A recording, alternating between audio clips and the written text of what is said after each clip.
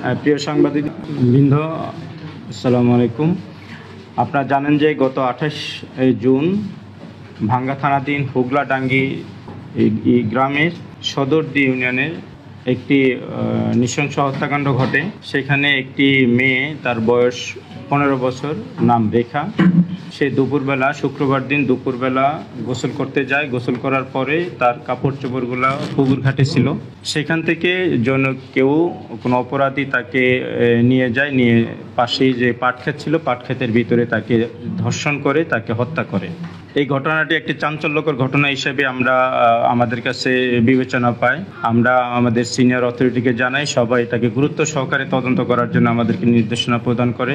তৎক্ষণাৎ আমাদের ভাঙ্গা থানার সার্কেল অফিসার ইনচার্জ সহ সবাই ঘটনাস্থল পরিদর্শন করে। আমরা শুক্রবার বিকেলে খবর পাই। এর পরের দিন আমি সকালবেলা সেখানে যাই এবং আপনাদের সাথেও আমি কথা বলি এবং আমরা খুব গুরুত্ব সহকারে এই ঘটনার তদন্ত ব্যবস্থা নিই।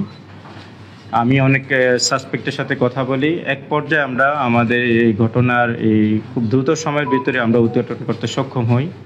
সেটা হচ্ছে যে আমাদের তদন্তে দেখা যায় যে যেই ভিকটিম যেই ঘর, তার পাশের এক ঘরে একটা ছেলে, তার নাম হচ্ছে শাহাদাত হোসেন। সে হুগলাডাঙ্গি উচ্চ বিদ্যালয়ের 9ম শ্রেণীর ছাত্র।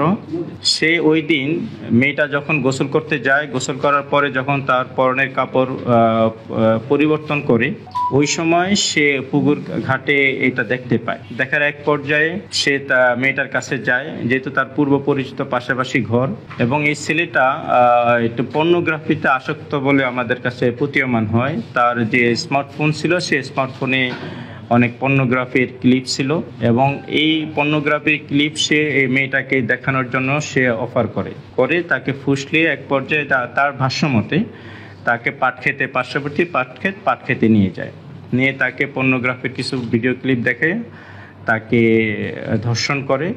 ধর্ষণের এক পর্যায়ে মেয়েটা বলে যে তার বাবাকে এই ঘটনা বলে দিবে। এই ভয় দেখালে সে কয়েকবারই তাকে অনুরোধ করে যে যাতে না বলে গার্ডিয়ানের কাছে, কিন্তু মেয়েটা বারবারই বলে যে না, সে এই কথা বলে দিবে। তো এক পর্যায়ে সে যখন তাকে কনভিন্স করতে না পারে, তখন তার যে পরনের কামিজ ছিল, কামিজ দিয়ে তার গলা পেঁচিয়ে 2-3 মিনিট ধরে রাখার পরেই সে নিস্তেজ হয়ে যায়। এবং এটা শাহাদাত হোসেনের ভাষ্য। সে 164 করে বিজ্ঞ আদালতে।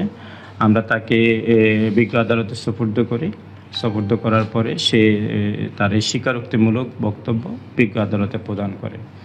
এবং এই পর্যন্ত আমাদের কাছে এটাই অনেকটা নিশ্চিত যে সে একাই এই ঘটনাটি ঘটিয়েছে। সে নিজেই সেখানে মেয়েটার সাথে ফিজিক্যাল রিলেশন করে তাকে ওই মেয়েটার পরনের কামিজ দিয়েই তাকে তার গলায় পেঁচিয়ে তাকে শ্বাসরোধ করে হত্যা করা হয়।